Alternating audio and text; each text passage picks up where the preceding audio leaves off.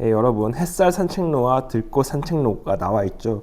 그러면 여기 이제 선 위에서 우리가 얼마나 더 긴지 몇 배인지 한번 비교를 해 보도록 할게요.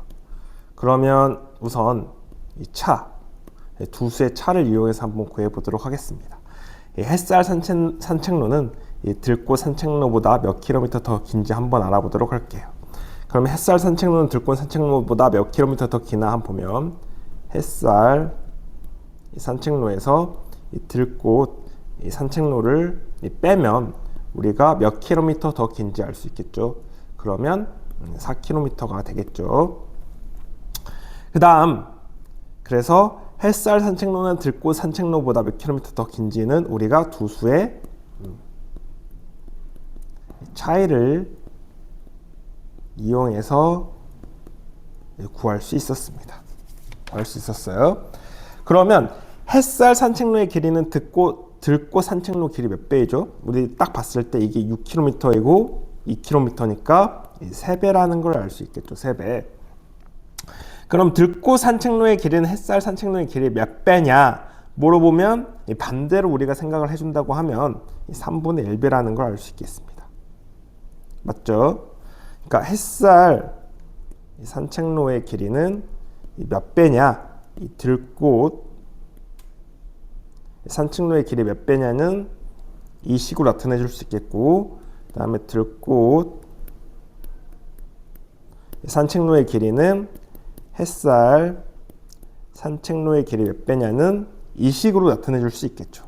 네.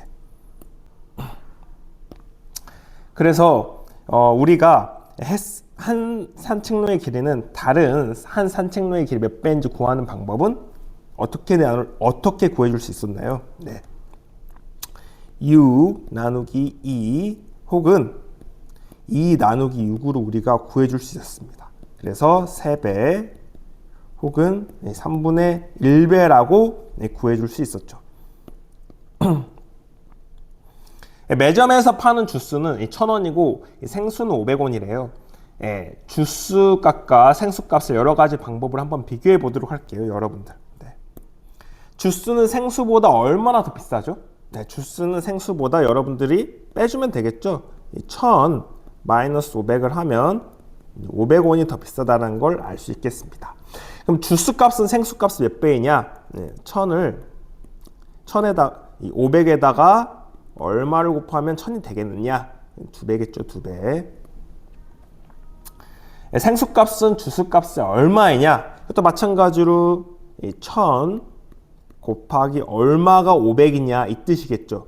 얼마를 1000에다가 얼마를 곱해주면 500이 될까요? 2분의 1배가 된다라는 걸 볼 수 있겠습니다. 그래서 우리가 어떤 두 수의 값을, 두 양의 크기를 비교할 때는 뺄셈 혹은 이 나눗셈, 곱셈, 나눗셈을 이용해서 구할 수 있겠죠. 네. 그래서 여기 한번 우리 문장제로 된 문제를 한번 풀어보도록 할게요. 생태체험장에 학생이 15명, 선생님이 3명 있어요. 학생 수와 선생님의 수를 여러 가지 방법으로 한번 비교를 해볼 텐데요. 학생은 선생님보다 몇 명이 더 많죠? 네.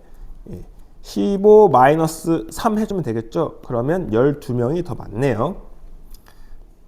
그럼 학생 수는 선생님 수의 얼마냐? 학생 수는 선생님 수의 얼마냐? 그러면 마찬가지로 15 어떤 수의 네모로 곱했을 때 15가 되느냐 이거죠. 그러면 이 어떤 수는 이 5배가 되겠습니다. 마찬가지로 제일 마지막 선생님 수는 3명이죠. 선생님 수는 학생 수의 얼마이냐 이걸 나타내 보았죠. 그럼 우리가 이 가운데 있는 수를 구해야 돼요. 가운데 있는 수를 구하기 위해서는 3 나누기 15로 구해주면 되겠죠. 그럼 값은 5분의 1배가 나오겠네요.